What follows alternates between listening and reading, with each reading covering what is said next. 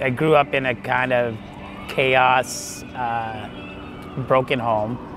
I had a stepfather that was very physically abusive. He was a severe alcoholic.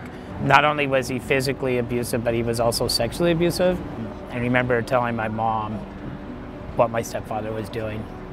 And she, in so many words, said, well, he pays the bills, and it kind of was swept under the carpet. And so for several years after that, the abuse continued.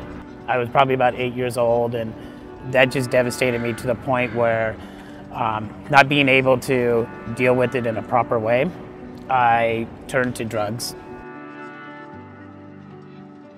When I was about 35 years old, I just lost everything. I lost the people anybody that I had in my life. I had burnt all my bridges. I ended up becoming homeless, and I was in probably the darkest place that I'd ever been in my life. Laid down on a cardboard box down by the waterfront, and I prayed that prayer to him, and I just reached out and said, I can't do this anymore. And about a half hour later, a search and rescue van pulled up, and a group of volunteers jumped out, and it was my first interaction with the mission.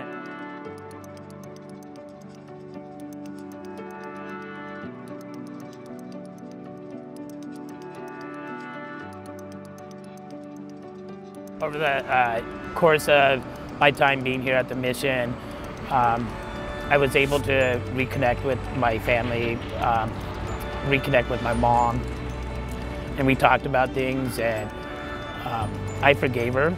She recently passed away in September, but you know, it was great too, because my mom went to heaven being proud of me instead of thinking of me as a junkie. So that was huge. Loving, soon we'll be making another run.